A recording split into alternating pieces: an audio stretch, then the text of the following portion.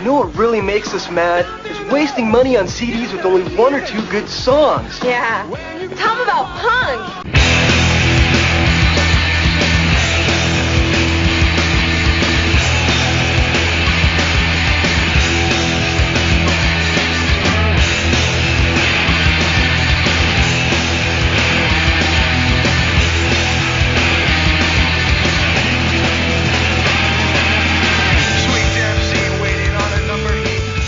What's up, posers? Welcome to Punklottopod. I'm your co-host, Justin Hensley. And I'm your other co-host, Dylan Hensley. And this is the show where we choose a year at random and select one punk, hardcore, emo, or punk-adjacent album from that year to discuss. We have returned to regular format after, let's see, we did our best of last week. We did the guest list week before that. There's a week between episodes. A Christmas episode, and I think right before that we did the hymn kerosene. That might have been the last normal-ish episode, and even that was still a Patreon sponsored episode. So it's been a minute. What are we doing? How do we do this? New year, new pod. That's true. We could do something entirely different if we wanted. We could do like how some shows will they'll just change the name, hosts, an entire premise of the show, but they'll keep the same feed. There's so many shows I follow that did that. Well, I don't follow them anymore, but they've done it. Yeah, I think this year we've made a little bit of. We're gonna try and hit up more friends of the show. Now that I am only have one class a week now, and it's on a day I would have worked anyway. My schedule's opened up a little bit. I do have an internship now, but typically I'll probably be done with that by 3:00 my time. So, yeah, we should be able to start booking some guests with a little bit more regularity.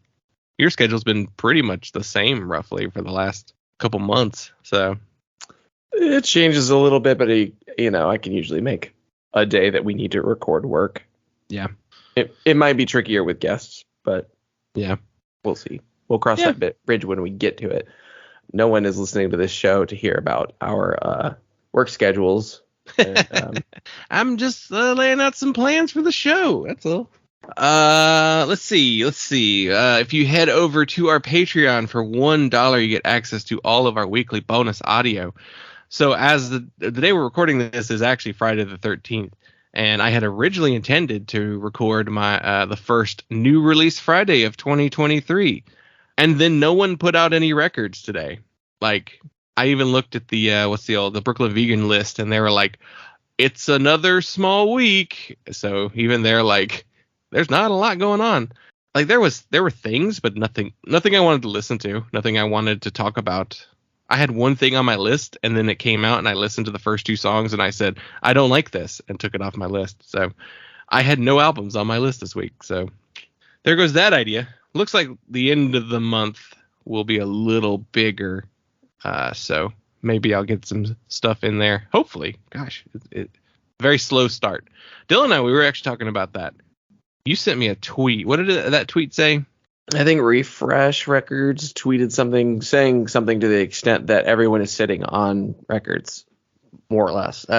Just saying that everyone's sitting on great records right now, which is something that we've kind of Justin and I have speculated about this, and looking at the charts for last year on the recent Patreon, and then just in general in our recap of last year, noticing that there was a big decline in really interesting stuff in the latter half of the year. It was it really seemed like very few people, other than maybe bands bigger bands who had something that you knew was going to get attention, put anything out past September. That was really at least, I mean, I'm sure there was stuff that came out, but it was slow, though, much slower than I felt like February last year started really strong. So maybe it'll happen again this year. And maybe we just have this cycle of delays that have landed us in a on and off season for record releases. I don't know. I did notice all the box sets that went up this week. Like there's the Neutral Milk Hotel, the Knapsack, the Hated's finally getting some vinyl put out. They're doing a Biggest Piece of Shit Volume 3 or Volume 4. Yeah, thing is, like, I have a list and it's all next week. It's like really where all the stuff is starting to come out. Like I've got a couple things coming out next week and week after that. So yeah, I guess just everybody's like, whatever. It's the beginning of the year.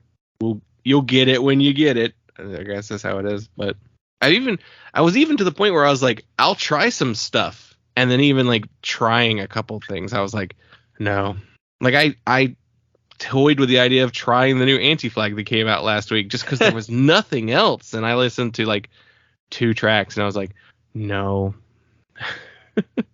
Yeah, it's we're at a dry spell. And I feel like we've been in one since like the end of September or October. There was October records, but there were a few. Yeah, no one wants to put anything out for the holidays.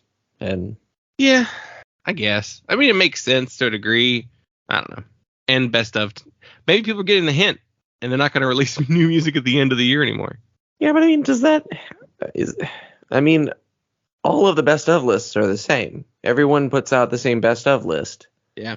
Like, it's really not doing you any favors to try to get on those lists because it's not selling your records. And it's the same people talking about everything, or everyone talking about the same things. And I don't know. I feel like it's not a bad strategy, especially if you're fairly new and you have a record that you think you might make a splash with, to aim for the times of year where no one is putting anything out and no one is expecting anything to come out, because then you get the chance of being like, oh, well, there wasn't anything to talk about, so here's this record and it's good, and then people listen to it. I don't know. It's something that I've noticed. There's this guy on TikTok who does every number one hit song 1 second at a time for every year. And so he'll play like a second of a song for each week that it was on the chart. And I noticed really consistently anything that went number one in like November stayed number one until the end of January. Yeah. Of the next year. Yeah. Or even into February. So it's just like, if you put something good out at that time, people who don't want to listen to Christmas music will listen. They don't have any choice.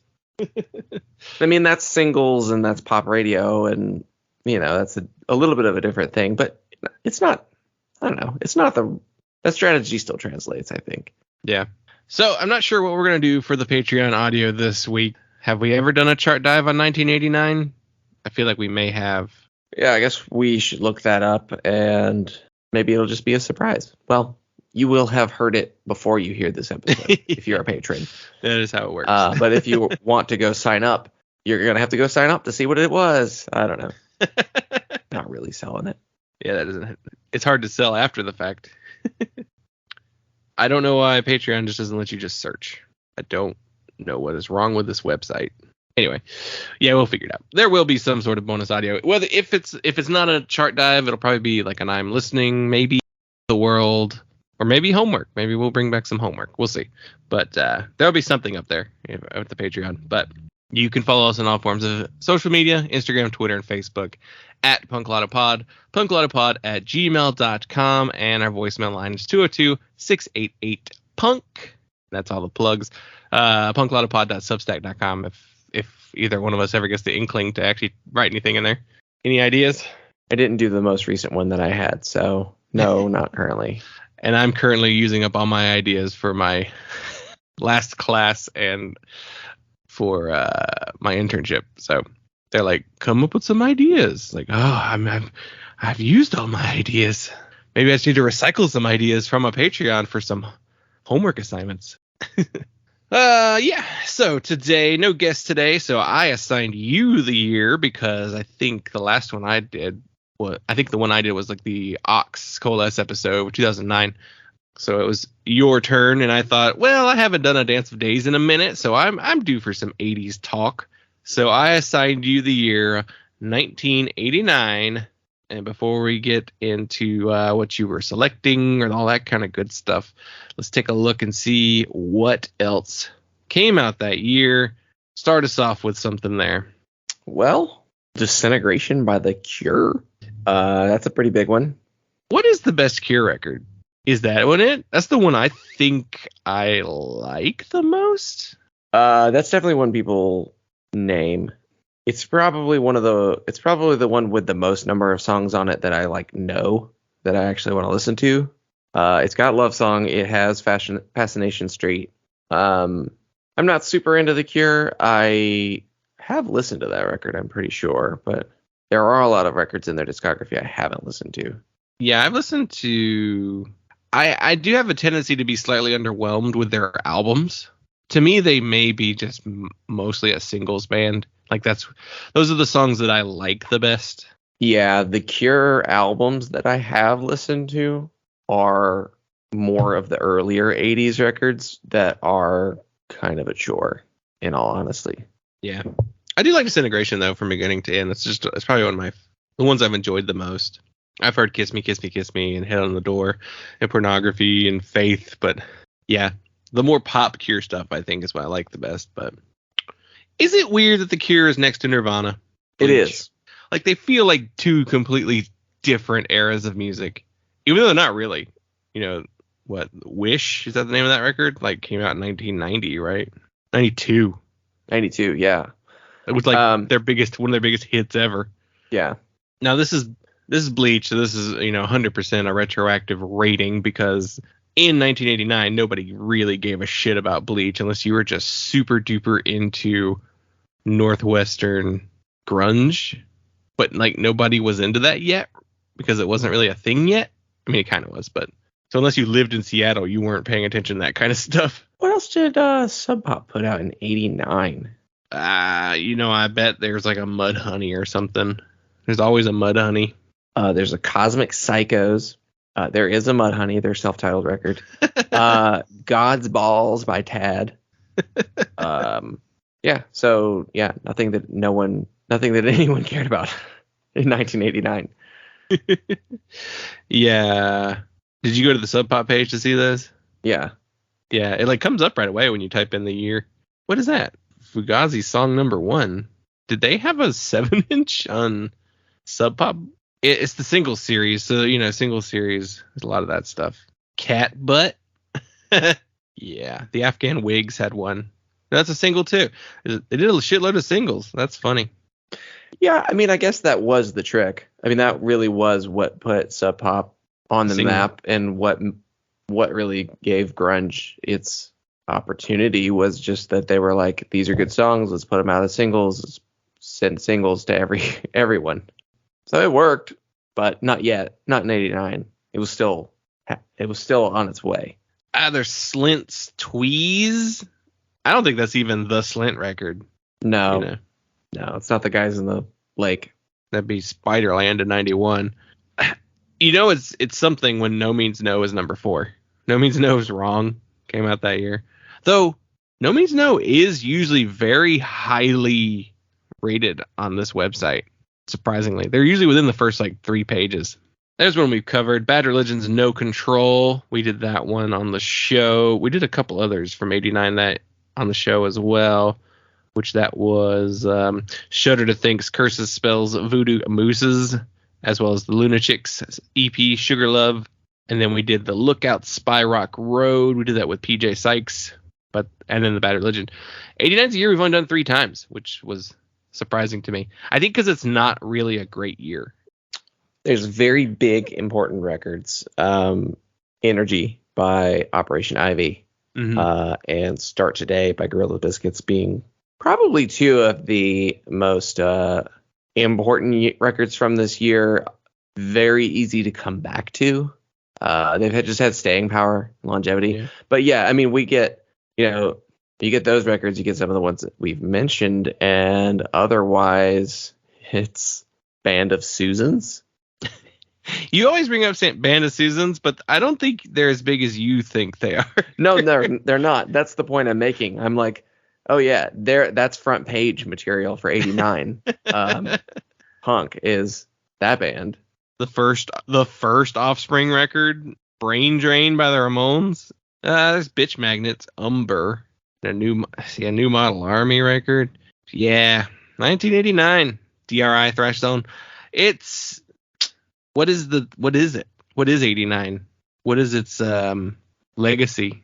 I think the 89 it's very much a year. I think this is typical of end of the decade years, 79, 89, 99, maybe 09. I would have to, nothing comes to mind. But it does feel like it's a year where, you can definitely put a lot of the stuff into the context of where it came from. You can definitely draw the lines of influences. But when you look at it kind of as an overview and you look at all of the different styles of music that are out at the time, you get the impression that everyone was trying to make music that didn't sound like anything before. Not a lot of it works, judging by the number of, the low number of like instant classics from this year. But think of some of the records that we've named, Nirvana. You can say what they were influenced by, but at the end of the day, they were definitely trying to do something different. Gorilla Biscuits. I mean, even like Youth Crew and like coming out of hardcore, like that declarative statement of start today, and that, that posy attitude in their lyrics, and like there's an overwhelming sense of looking forward and not looking at where they came from.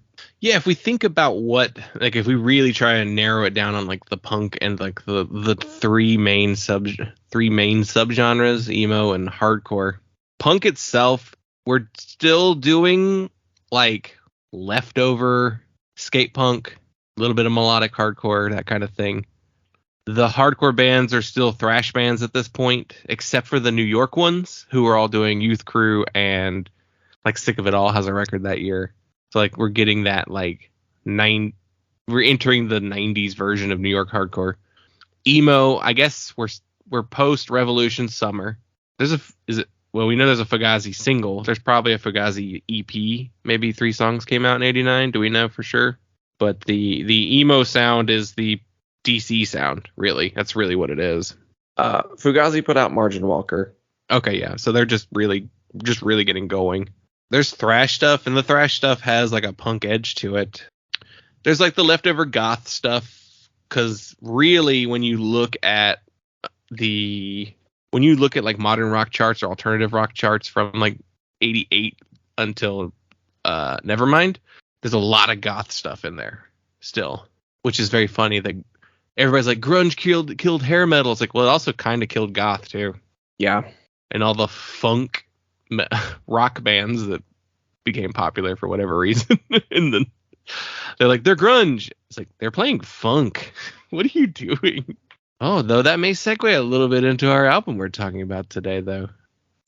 Before that, though, you had one other record that you considered to talk about from 1989 when I gave you this year. Yes. There it is. So I severely limited myself in what I could choose from for this episode because Justin gave me this year, and I said, well, it's one of my years. For those who don't know, it is part of my whatever is wrong with my brain calendar system. The reusable calendar. So the premise is basically because calendars they repeat just because of the cycle and the numbers and the days. We have 7 days of a week. And the number of days in the year, they just repeat so often. So you can reuse old calendars. That wormed its way into my brain a few years ago. So I have just been using that as a system for guiding myself through listening to music primarily. And just it gives me a system through which I can really deep dive specific years and not end up hitting. I mean, I do listen to the big records from those years, but I'm not limited. So part of that system is I'm not just like, oh, anything that came out in this year, because then I would just listen to all of the good stuff at the beginning of the year and get tired of doing it. I do go month by month, and I try to only listen to the stuff that came out within that month. So that makes me go, well, what else came out in January of 1989? Not a lot. Turns out January 1989 wasn't that great either. There were very few records that were like clearly came out in January that had like the release date next to them. And it's like, well, I don't really want to listen to New York by Lou Reed. So it was just like, all right, a lot of this stuff came out later in the year. And there were a few records that I could not find a release date for. So I was like, all right, those are fair game. Like, if I can't determine when it came out, then I can just listen to it anytime I want to. So the two records that stood out to me that just generally vaguely came out sometime in 1989, and I can't find the release date for, one that I considered was Brave Noise by Moving Targets. Moving Targets were a Boston really picking up from the kind of like the Husker Du and generally like that Midwest kind of early alt rock, post-hardcore sound. They got a little bit more rock oriented, a little more alternative and melodic with their later records. This is probably, I don't know, there's not like a real consensus because, I mean, no one really knows this band. I didn't really know who they were until they got back together, which they reunited a few years ago. They've put out a few records, which are all really good, which was something that Justin and I were talking about, is like, Moving Targets is a band that if they hadn't reunited, I don't think anyone would know who they are. Yeah. They would be some of the most obscure records in punk from the 80s because they didn't have any singles on, they didn't play Joan Rivers. They never made it to the level of like Husker Du Replacements, Soul Asylum. Yeah, what was it? They put out records on Boss Tunage and Tang. Tang, yeah. And I'm like, well, Tang is almost known for being... Yes, the Mighty Mighty Boss Tones put out stuff on Tang. But Tang is almost and the Boss Tunage record was 2019. So everything was on Tang. So Tang feels like a archive label at this point.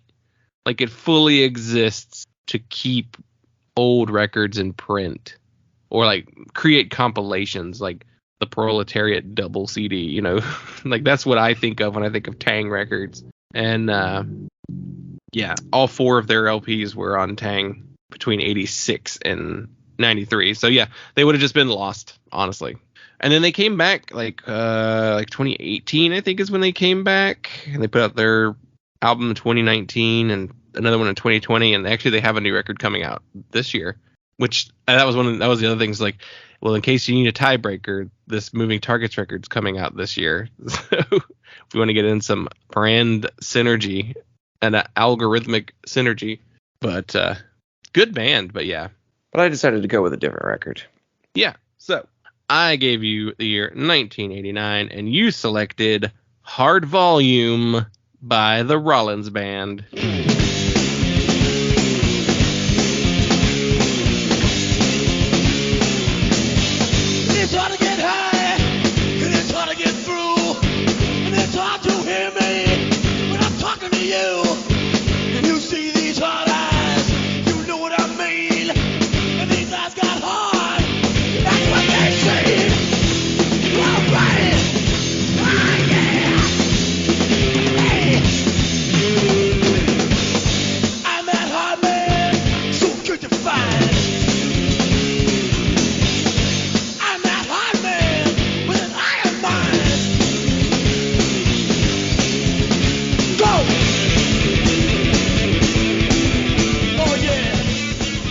So, the Rollins Band formed in 1987 in Van Nuys, California, which is the current home of tattooed head-to-toe hardcore vocalist and pro wrestler Brody King.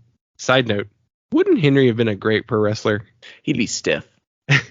I'm not saying he would be a good worker. I guess he'd be a great wrestling personality. Oh, he'd be great on the mic. He looks good. He'd looked like $1 million because he was ripped in the 90s, especially covered in tattoos, even though most of them were terrible. And he could talk. So Henry would have worked. So yes, Henry Rollins originally fronted the band State of Alert in Washington, D.C., then moved to California to front Black Flag for a number of years until the band broke up. Henry wanted to continue making music and released 2 solo albums, Hot Animal Machine and Drive-By Shooting, which we actually covered Drive-By Shooting on an episode a while back. And so after those albums, he wanted a more permanent band, so he created the Rollins Band, and this is their second full-length album after their 1987 album, Lifetime. It was released on Texas Hotel, and I was curious about Texas Hotel, and all of the Rollins Band and Henry Rollins solo stuff was on that label at this time until like the end of Silence. That's the first one that's not. And the only other really noteworthy artist on Texas Hotel is Vic Chestnut, who put out like his first 3 albums, I think, on that label. So very different energies, Vic Chestnut and Rollins Band. But the person on this record is Henry Rollins on vocals, Chris Haskett on guitar, Andrew Weiss on bass, and Sim Kane on drums. The album was produced by the band's sound man, Theo Von Rock, and Chris Haskett was actually friends with Henry back when they were teenagers in Washington, D.C., and Sim Kane and Andrew Weiss were also in the SST Records band Gone. Andrew also played in industrial band Pigface, and then in Ween, as well as he played bass on the Butthole Surfers' Electric Larryland. And he was in Jello Biafra's Guantanamo School of Medicine. But we'll get into more later. But so, what made you pick Rollins Band? It felt right. Really, when I saw it, I was like, that's one that I don't know particularly well in the Rollins Band discography. So it was interesting to me on that level. I figured it's a big name. I feel like it's going to attract people. It also really felt like Rollins Band is kind of represents what I was pointing to, of like trying to look to the future and trying to move forward, even though we know where he comes from, doing something very different, doing something completely different from what he was doing before, which is maybe like only really a surface level observation, because I think as you get into some of these songs, you see where he is still kind of doing what they were doing at the end of Black Flag. But I also thought it was just like an interesting little intersection of very early post-hardcore noise rock kind of stuff from the late 80s, getting into that alternative metal and the less hair metal style, where that punk influence is coming into metal and in a different way, that's not crossover thrash. That's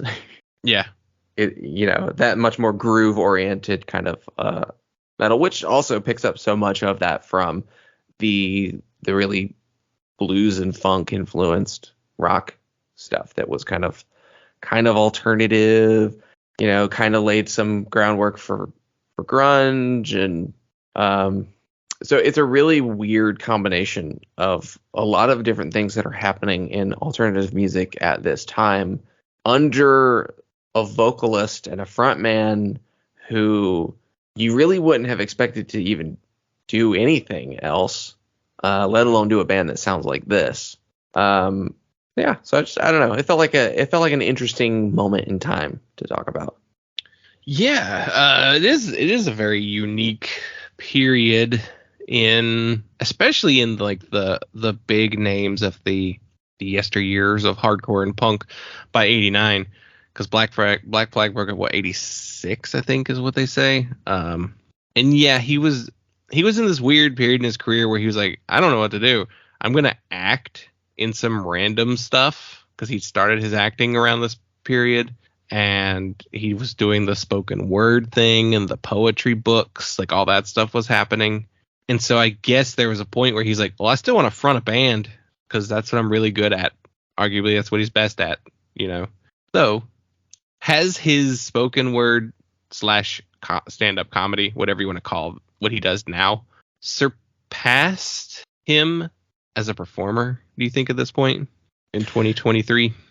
I think at a certain point, the performance of the personality of Henry Rollins is what became what he is best at. And I think that is like, I feel like that's probably the unifying, like it translates really well as a frontman in a band to be that personality and to be like on the mic and talk the way he does. And and he has the like creativity to be like an interesting vocalist to listen to, and certainly was like a great hardcore vocalist. But yeah, I think the spoken word is like the ultimate performance of his personality, his persona. That's probably his true legacy now at this point. Yeah, at least his life post Black Flag, because Black Flag is still considered, the one of the holy bands of the. Though they're not afraid of, they're not like free from criticism. People love to talk about this era of Black Flag sucked, but. Yeah, I'm glad you said that too. The performance of Henry Rollins, the persona, because I read it was on the Rate Your Music like review section, and someone made a comment in there that said they had bought this CD and brought it with them to go see Henry live, and he wanted to meet him after the show, and so he said, but I was really nervous because I'd read his diary books, where he talks about how he literally just wants to get off the stage and go back to his hotel room and be left alone. And he doesn't like people and doesn't want to talk to anybody. But he came out and chit-chatted with everybody, was super friendly to everyone, like signed everybody's stuff, saw the CD. He's like, whoa. He's like, I haven't seen one of these versions in a long time. There's different versions. We'll get into that later. He was like impressed that they had the original pressing on CD. And was just like super pleasant. And it's like, I've read those diaries too. And he hates everyone. Like, he's always complaining about what do they want from me. But now I'm wondering how much of that's an act too in those diaries. I think it's a real thing.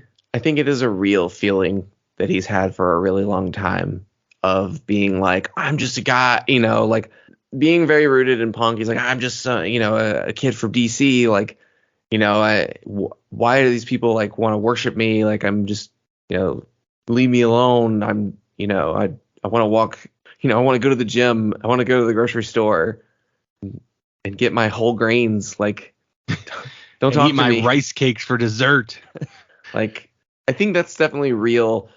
But I think the person bringing them that CD also did like the kind of thing that will definitely draw Henry out of his shell of being like, I have this version of the CD, which is very much like Henry's like, oh yeah, that version. Like he has like a million copies of Machine Gun Etiquette or something. Yeah. Like he's just.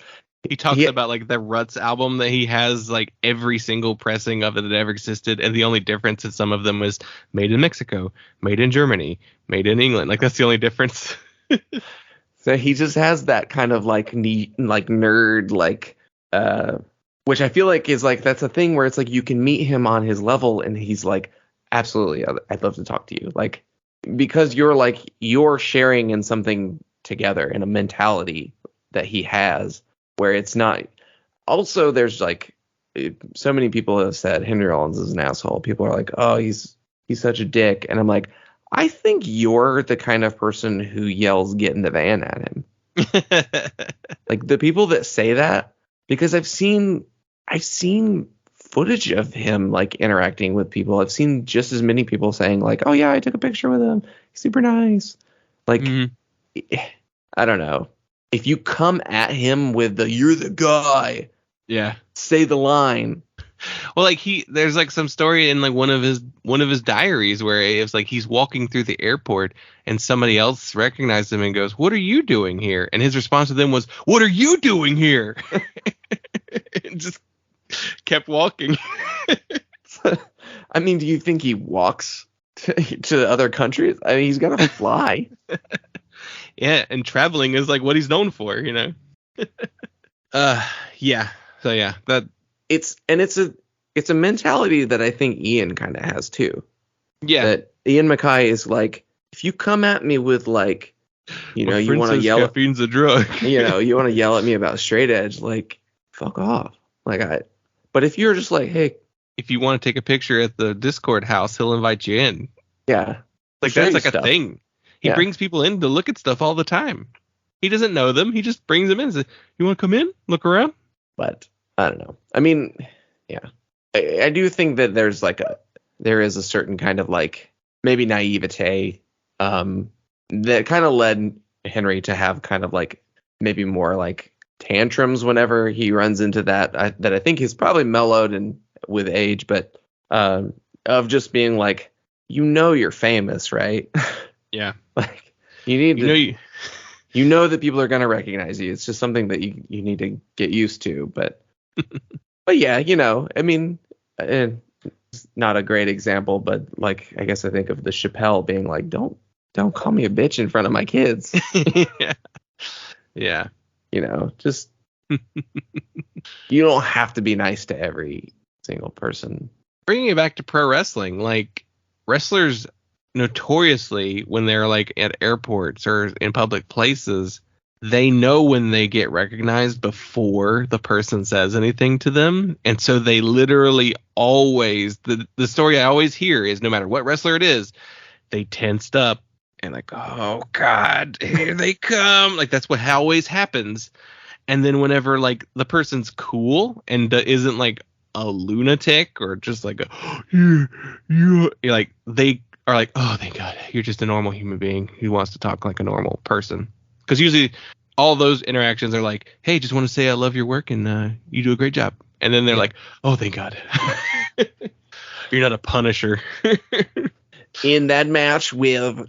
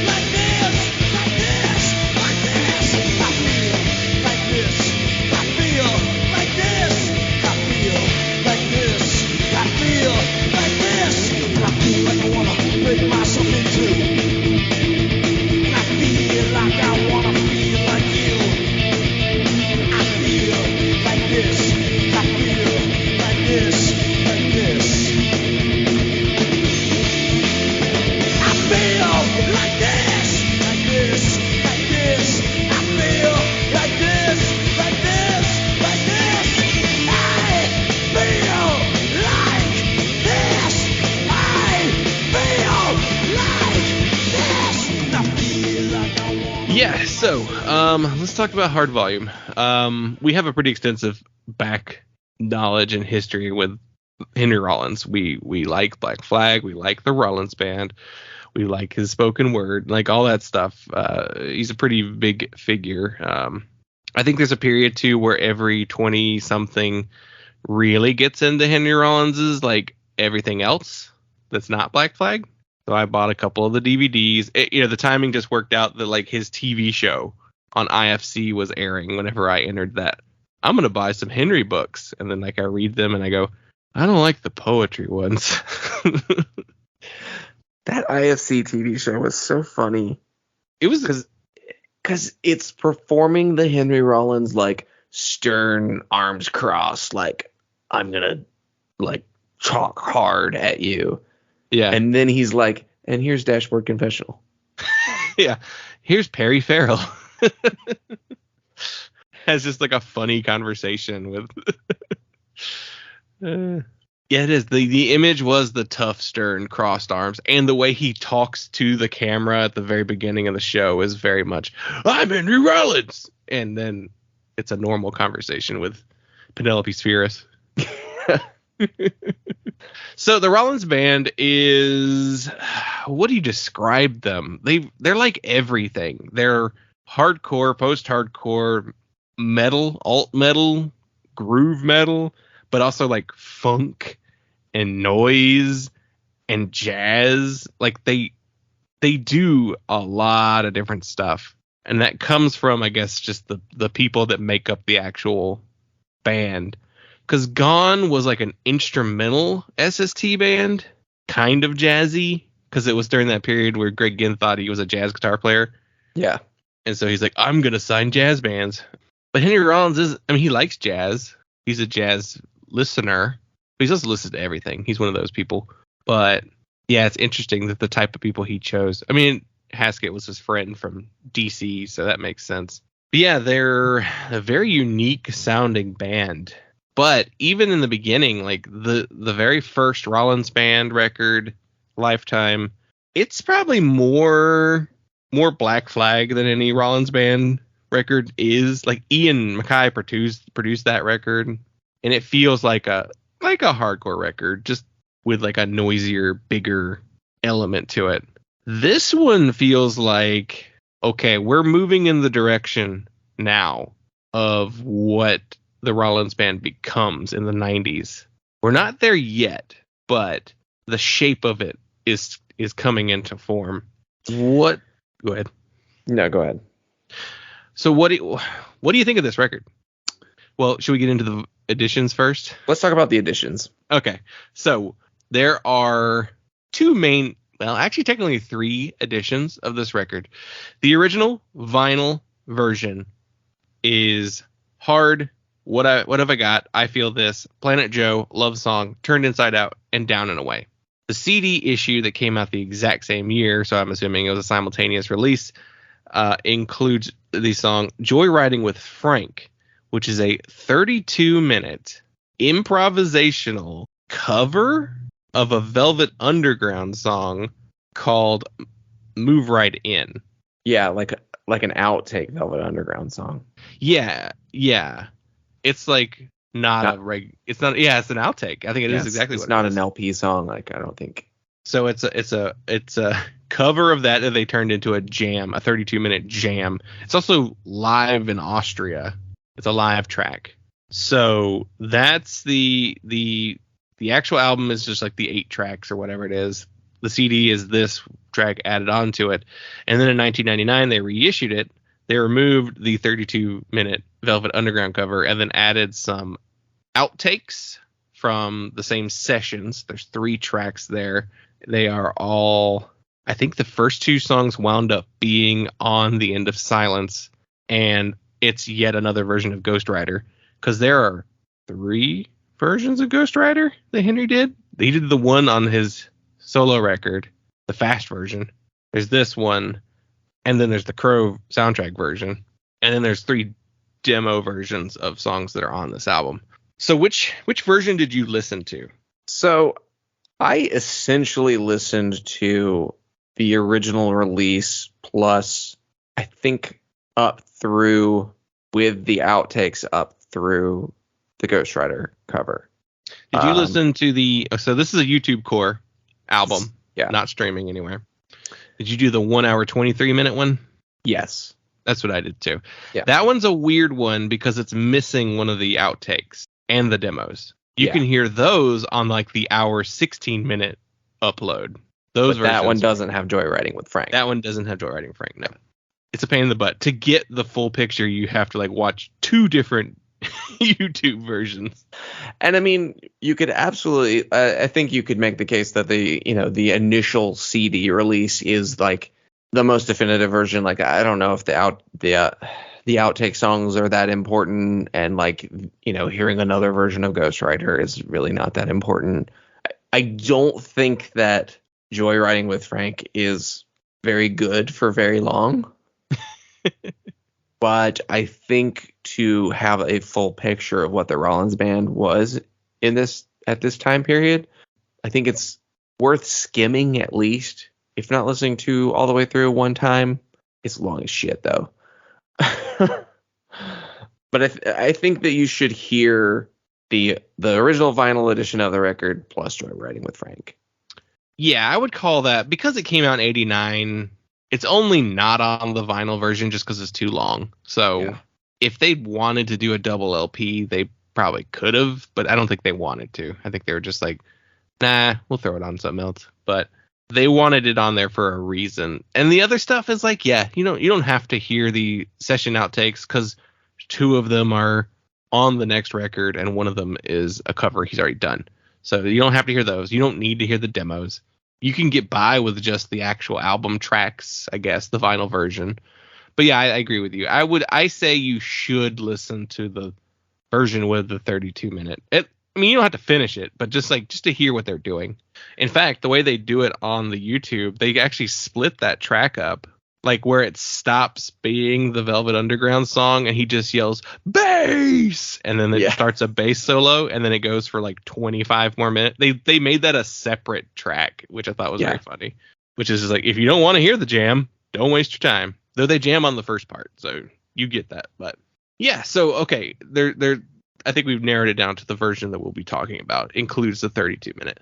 But where does it? We're pretty familiar with the Rollins discography. Maybe not like some of the later stuff, but I've heard enough of it to be able to make a call. Where does this fit for you in the Rollins Band discography? It's probably one of the least appealing records. Not including the pre-Rollins Band Henry Rollins solo stuff. I mean, that's not worth touching. You don't need go listen to the Wire cover on Henrietta Collins, and then you don't need to listen to anything else on that. Hot Animal Machine's got some good stuff on it though, but not essential. And I mean, I guess there's like a nicer shade of red I'm not like too familiar with, so I guess there's like maybe later period Rollins Band stuff that but I would maybe I don't know, I would put this in the interesting to hear category, but not really essential to listen to records by the Rollins Band.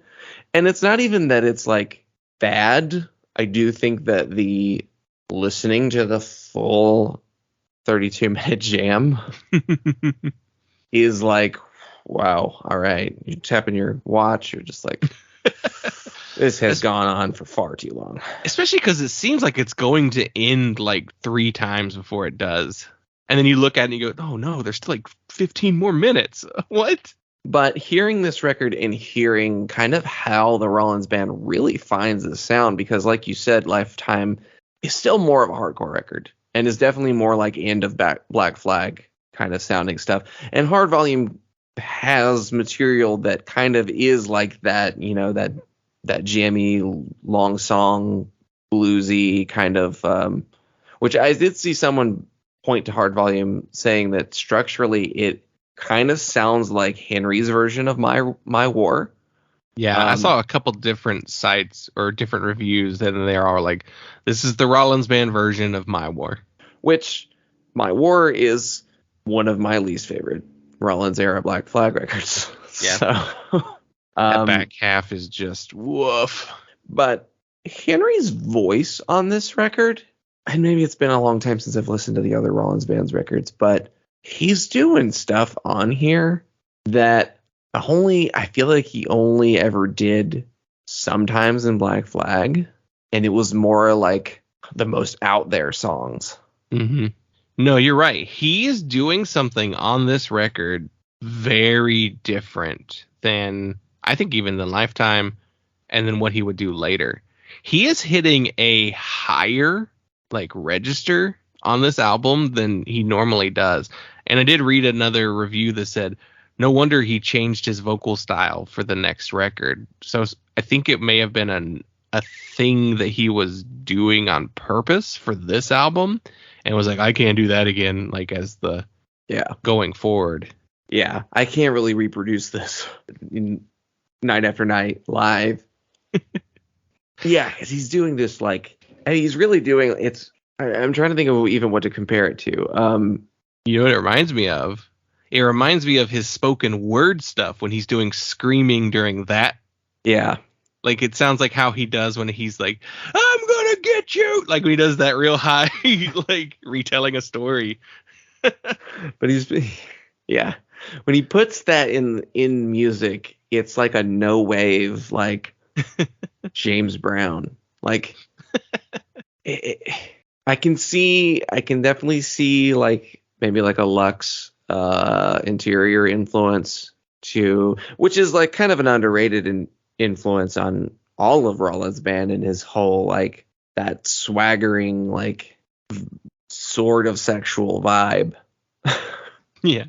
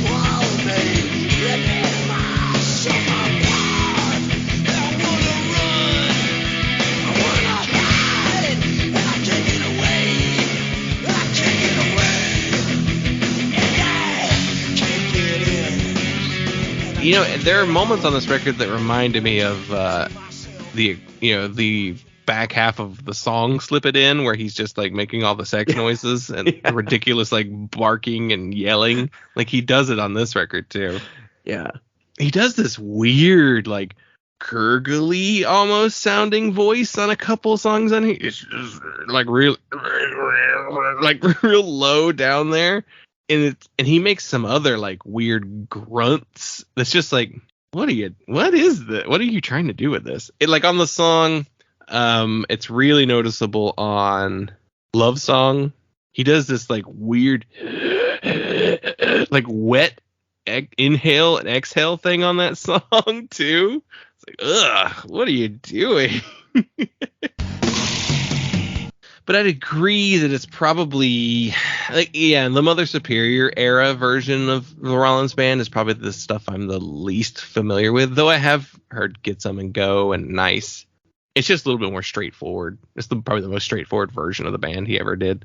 But yeah, this is like some of the worst instincts on the End of Silence as an album. Because I like End of Silence, but I like Wait better because Wait feels tighter as songs. And there's a lot more jammy kind of just exploratory, noisy stuff on End of Silence. And this is like that to the extreme, like especially the back half of the album. By and large, I think all of the songs run too long. I think that's a big issue with the record is that everything overstays its welcome. Because like I can kind of tolerate him doing like the really extreme vocalizing stuff in a shorter song if it was more focused, if it wasn't as like trying to draw it out for as long as possible. And like Henry has always been a repetitive lyricist and vocalist. I mean, even like the Black Flag stuff was super repetitive. He wasn't really writing all of those lyrics, but the way he performed them was very repetitive. And it just kind of, it's too much. It's too much here. And for the extremity of everything that they were going for in all of these songs, I do think it's really interesting sounding, though. Yeah. I think the guitars sound really cool. Like there's lots of echo and they're really distorted, really noisy, but also like really like muscular and like grooving. I think the bass playing is kind of silly. It's a little over the top. But that's so much late 80s stuff is just like they are playing that bass. Yeah, that's Andrew Weiss. He's on this record and he's on the End of Silence. I think he's on Lifetime too. But he leaves after the End of Silence, and then they get I forget his name, but he's even more of like a jazzy bass player because like apparently the guys in Living Color were like, you need to get this guy to play bass on your next record, and they're real funk, and I think he's a better, I'm not gonna say better bass player, but the way he plays bass works better on Wait than the bass works on this record. Yeah, but the bass works well in Into Silence too, though. So I don't know. The production's really thin, though, right? Yeah, it's really noticeable because when you switch to the outtakes versions and like the live recordings, the guitars are so much fuller sounding. Yeah. Now that could be because that's a remaster. True. And I didn't listen to the remaster quality version. But yeah, I did notice that too on the outtakes. I was like, whoa, these sound way better. But they also just sounded like better songs too. Yeah. And so Theo Van Rock was like, he was not a producer. He was their live sound guy. So it's kind of odd that he produced this record. Because does he produce the later ones too? I need to look that up now. He does engineer some of the End of Silence, though Andy Wallace produced that record. So it's a case of them using this, like the Clash did with that one record. They used their sound guy to produce the album, and it was like, it doesn't sound that great. Maybe you should have gotten an actual producer to do it. But they also say that Theo is essentially the fifth member of the band. He helped write some songs too. Like he has songwriting credits, and if you're on tour with the band and you're like making sure they sound a certain way every single night, then yeah, I could see him being such a pretty important part of the band. But he apparently had his own band called Nasmac, don't know anything about that band, but they were an experimental new wave band from Nuenen, the Netherlands, from 1978 to 1984. Interesting. So Henry said, apparently in the liner notes, it says, this is not a band that had a good time in the studio. Which, if you've ever heard him talk about, like, okay, I read the one book where he got the original band back together to do that tour with X. He did a diary book for that one. And in it, he talks about how he has to punish himself to be able to do the Rollins Band, essentially. Like, he has to be in the perfect shape, too. Like, he has to be tip-top muscular form to do Rollins Band. And if you've ever seen, like, footage or, like, photos of him from the 90s run, he is gigantic. Like, very round almost, like, muscular-wise. And he was a lot slimmer during the Black Flag days. So I guess he really got into weightlifting. He probably added weights and definitely was eating better. Yeah, he would have been eating better in Rollins Band than in... Though, I mean, if you read what he eats, though, he eats a little bowl of soup, rice cakes, and sushi. Like, that's all he eats. Because every time he, like, tells those stories about, like, oh, yeah, when we're starving, we just go to these events and just gorge ourselves on food. And it's like, it's because you're starving yourself, Henry. You're only eating rice cakes and sushi every day. Just lean protein.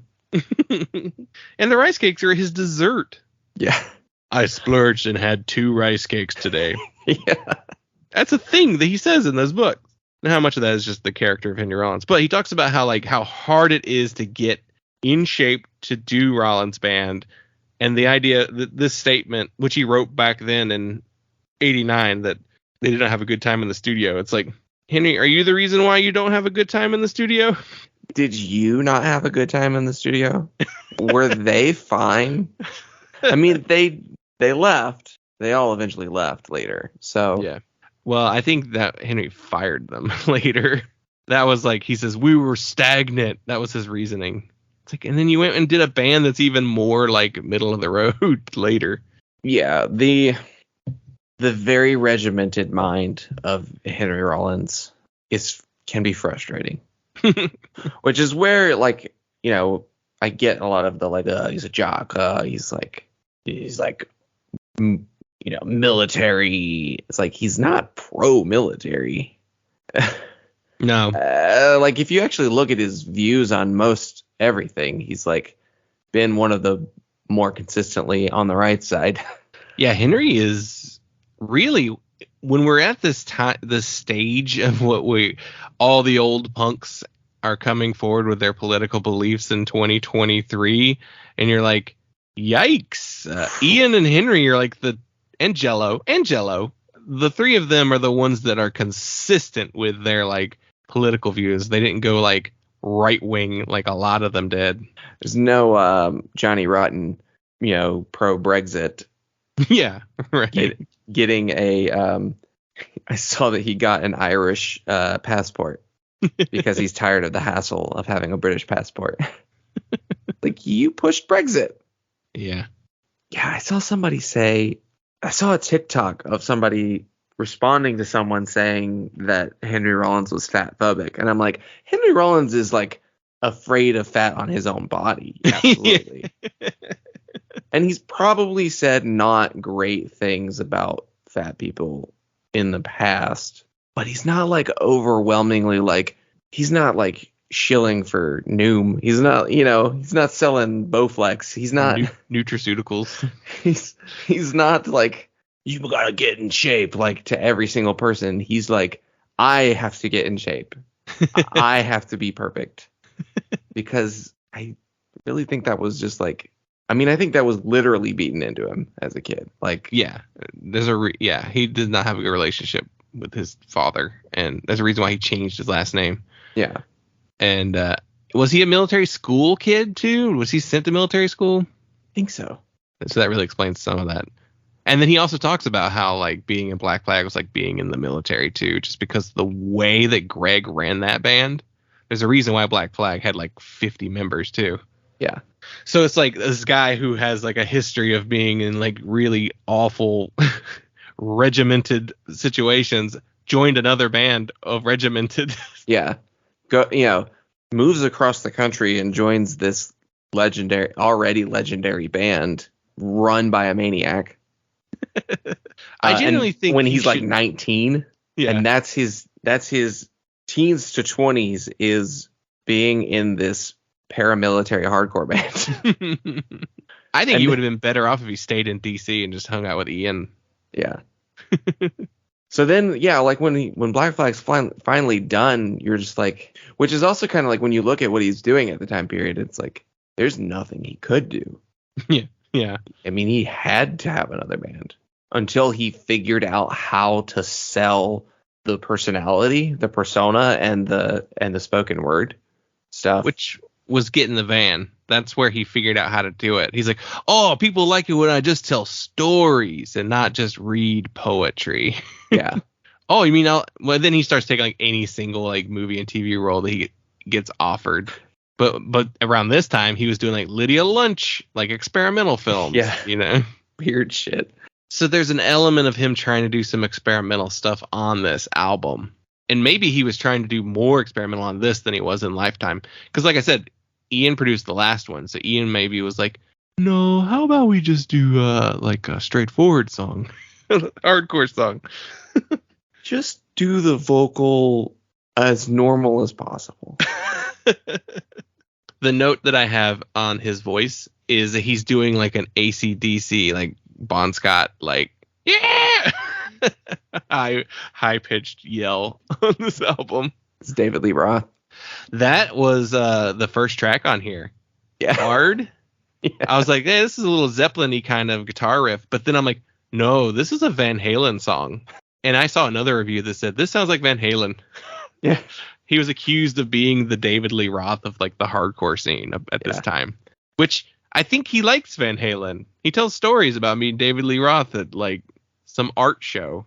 Yeah, Hard is a very weird way to start this record, though it is one of my favorite songs on here. This one, and I actually really like Down and Away. Yeah. Down and Away has this like hypnotic, like Black Sabbath kind of like riff to start off with. Yeah. And then it turns into like one of the more straightforward, like harder rocking songs. And then it like kind of descends in this like screamy, noisy thing. And then like that hypnotic kind of like weird like guitar comes back, the vertigo and, inducing guitar part. Yeah. This record, I do think probably more than most of the other Rollins Band records, I see how much Henry loves Sabbath, because he loves Sabbath. Mm-hmm. He always wears that Black Sabbath shirt. And this record I hear, and maybe it's the combination of like just the higher voice that he's doing puts him more in like that Ozzy territory. But they were definitely writing some like clearly Sabbath influenced riffs here. What is it with the former hardcore vocalists and punk vocalists doing like bluesy stuff? Because Danzig's stuff is like that too. Like the Danzig first record is very bluesy. And this one's bluesy, but they get more jazzy later. But is it like with Rollins, I could see it being like a Tom Waits influence. Yeah. But also Rollins I'm guarantee you is like, yeah, I've got these old bluesman records where it's like they're like screaming on because he didn't know how to sing, Oh, this is old Iron Lungs Bill down here in the Delta, and he invented shriek blues. Yeah. I mean, yeah, Henry Rollins is definitely the kind of guy to like sincere, like earnestly listen to Lead Belly records. Yeah. And like, yeah, because of like, I don't even know that it's like an enjoying it for the sake of listening to it though. Is it the only way to be rebellious if you're already a punk person? Because like Kurt Cobain does that too. He got into like blues and stuff like that and real. Well, Greg Sage was always really into blues and he was a weirdo. So is it like, well, punks are already weird. How do I be even weirder and a punk? I know I like blues and jazz, because really the connection between metal and punk in the 80s was more antagonistic. So you weren't allowed to go into metal unless you were like SSD or Gangrene, all the Boston bands doing thrash records, because like the metal guys were like viewed as like rednecks and like dumb guys, you know, if all of like the tribalistic like punk stuff is how it's led to believe. Yeah. So you can't go into metal because there's people you've been fighting for years. Well, and it's all about like getting wasted and getting chicks. Yeah. Too. Like, especially if you're like LA metal scene, you're just like, ugh, I don't want to go to a Wet T-shirt concert at contest at the Whiskey A Go Go, you know? Like, yeah. And so like there's not much else. Like there's barely like an indie scene like the college rock scene, but that might be almost more viewed as like kind of wimpy. And then where do you go? You go into electronic music. Well, I mean, like some Kraftwerk, and that's why he has a Neubauten tattoo on his arm. I mean, I guess there's like the Velvet Underground thing. I mean, they're super bluesy. So yeah, you go backwards, you get into krautrock. Yeah. Whereas now we're just like, nah, I just listen to a different style of music. Now you're not so much like the tribalism has died down. Yeah, there's less of a like, I'm going to be a provocateur. Yeah. Of like, look at the weird stuff I'm into. It's like everyone's into weird stuff. Yeah, it's too hard now to be truly weird. Like, oh yeah, I'm really into this giant scene with like 100. Like, I like hardcore music. It's like, yeah, lots of people do. There's 50-year-olds at this hardcore show. Yeah. Song wise on here, anything really stand out? Planet Joe kind of stands out. It's based on a book that Joe Cole wrote called Planet Joe, which I think was just like his side of the story. That's kind of how I think that was, like being a tour manager. Yeah, I think that's what that book's about. Which, you know, interestingly, then he dies a few years later. Like but before the next record is when Joe dies. Yeah, I feel like this. I don't know. It's not a super standout track. What have I gotten? I feel like this. I kind of forget. Even though I don't like Turned Inside Out and Love Song as much, they're more memorable. Yeah. I also think I like the demo version of Turned Inside Out better.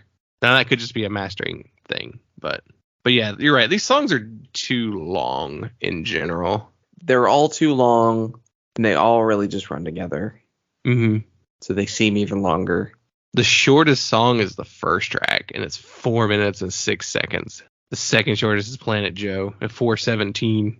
Though, interesting enough, Down the Way is 8 minutes and 22 seconds long, and I'm like, that's like might be the best song on the album. I do think that the record starts and stops. Like, it begins and ends strong. Mm-hmm. Which helps it a lot. And Henry's performance on those last 3 songs is interesting enough that you're like, what are you doing here? You know, I don't love it, but he does something different with those songs than he was doing on the first half of the album. Is it good? Like, where do you, like, we said it's like probably one of our least favorite Rollins Band records, but is it a good album? Is it a bad record? It's just barely good. I think I was consistently entertained enough listening to it. I was engaged with it the whole time. Yeah. So it's definitely on a positive. And how much of that is, I mean, I guess for the sake of objectivity to some extent, like, it's worth pointing out that how much was I engaged by it because I'm like, have been a Henry Rollins fan for a really long time. Yeah. But that being said, there's Black Flag stuff I never touch. True. I never listen to My War. I don't listen to much Black Flag really anymore. Annihilate This Week's not super fun to listen to. I don't even listen to Damaged very much, you know. Even though Henry's probably my favorite vocalist in Black Flag, he got stuck with the worst songs. I return to the earlier stuff more, like the other guys more. Yeah. Because they're shorter songs and a little bit more iconic. But yeah. It's interesting. It's still pretty low. Like, I found 2 other lists. One was like this big No Echo article where someone is like, I'm like a super fan of Henry Rollins, and they ranked every single Rollins Band solo Henry Rollins record, and they had Hard Volume as like the second to last. It was like Henrietta Collins was the worst, though probably more engaging, just because you were more just like, what are you doing on this record? That's more of a active disdain for what's happening on it, but it's like, what are you? Oh no, what are you doing? Yeah, but and this one's just like not there. It's not there yet. But the Rollins Band discography is confusing. There's all these like compilations. Like for every record, there's a compilation that like corresponds with it too, and usually consists of like outtakes and demos and live tracks, and there's live albums, and yeah, it's weird. It's a very confusing discography. A lot of it's not in print.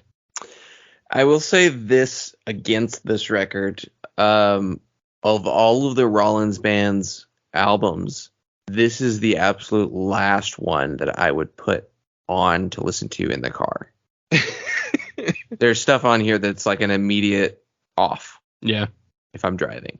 I need to hear some of the more Mother Superior stuff, but I bet you can listen to it in the car easier. Yeah. Probably more forgettable. Yeah. I've heard Get Some and Go Again, and I don't really remember it. Love So Heavy is a pretty good song. It's on Nice, I think. But yeah, I don't really go for Into Silence very often either, because there's a song in the middle of the record that cuts the flow. It just like kills the momentum of the record. It's like a really long, jammy song. And that's why I go to Wait more often, because it's like an instantly engaging record. And you get to Liar, and I've heard Liar enough that I never need to hear Liar again.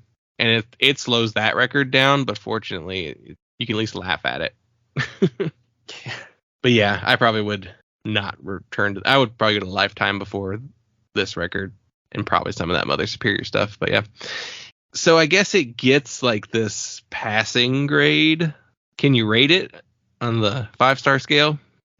I have it at a 3.5 on Rate Your Music. I probably could and will drop it to a 3. I am trying to be less generous with my ratings, though. I've started that too. I'm like, I can't give them all 4 stars. Yeah. Yeah. I'll probably put it at a 3.25, 3.25.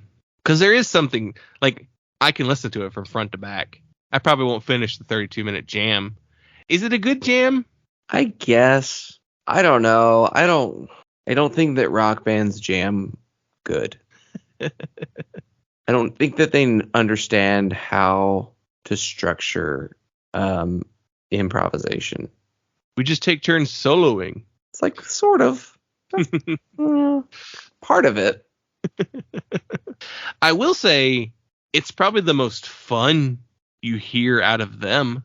Like you can tell they're having fun playing that jam. Yeah. And you don't get them having fun on any of the other songs. No.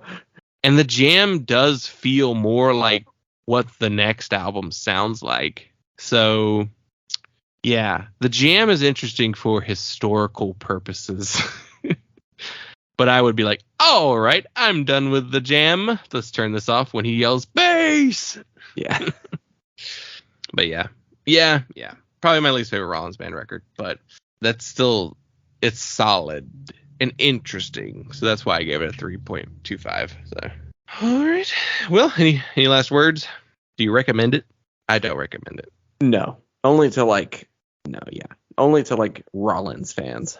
Yeah. Not to most other people.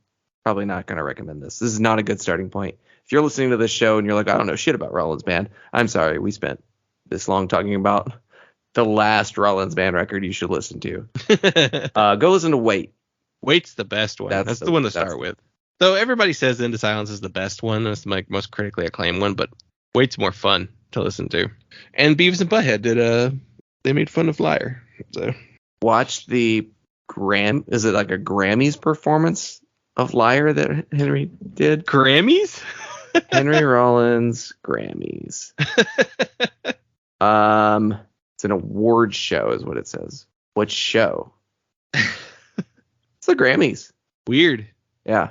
There was a period there where Rollins Band was pretty big. Like they did SNL. Yeah. Which they did Liar, I think. What's the second song they did on SNL? Disconnect, maybe? That's not Starve. So they did Starve. Yeah. Is it Starve and Liar? I'm only finding Starve. Did they only do one song? Is that one of those weird ones where they have like two? It's off of Come In and Burn too. That's like not even off of the albums. Weird. They only get one performance? That's strange.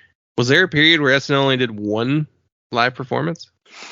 There's an interview with Henry Rollins on The Tonight Show with Jay Leno from 1994. That is too much chin in one room. He was getting these weird like mainstream like appearances?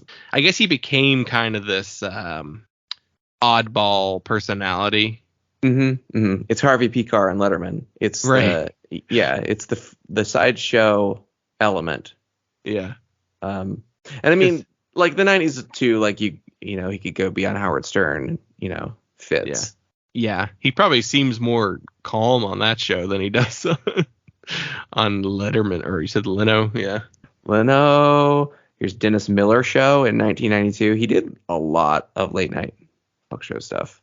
But remember, he always says yes to whatever he's asked to do. So like that just probably is why they stopped asking him is what happened. But he'd still be showing up on late night talk shows if they asked him to. That's why he shows up in like Portlandia. And he did Joe Rogan 4 years ago. 4 years ago? Yeah. I wonder if he would do it now. 4 years ago, we were just like, Joe Rogan's a tool. Yeah. And he's a dumb guy who thinks he's smart. But he wasn't like an active like harm to society, I guess, yet.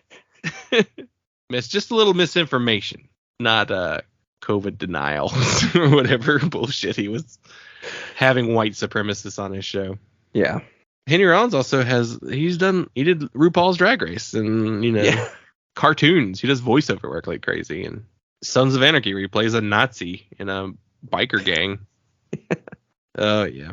I think there's no fear of anybody being like, is Henry Rollins a racist? Because he's definitely like made his political and social views very well known. That I don't think anybody would be like, he played a Nazi. Yeah, no, he's been very outspoken about a lot of things. He played Triclops in the Masters of the Universe animated series. All right, I think that'll do it for us today. Thank you everyone so much for listening. Throw us a rating or a review on iTunes or Spotify or Apple Podcasts. We don't call it iTunes anymore. That's what it is. Yeah. Spread the word. Let us know your thoughts on this record, if you're familiar, or just Rollins Band in general. What's your favorite random Henry Rollins like TV film appearance? Mine is where he plays that fallen angel. Or where he plays like the priest in the center of the earth, or guarding the gates of hell, or something like that, with Cuba Gooding Jr. and Ron Perlman. Is it Ron Perlman or Clancy Brown? They take similar roles. Yeah. My favorite is when Oswald on the Drew Carey Show, played by Dietrich Bader, hires Henry Rollins off of Craigslist to come beat him up because he feels guilty about something. It's good stuff. All right, everyone. Thank you so much. We will see you next week.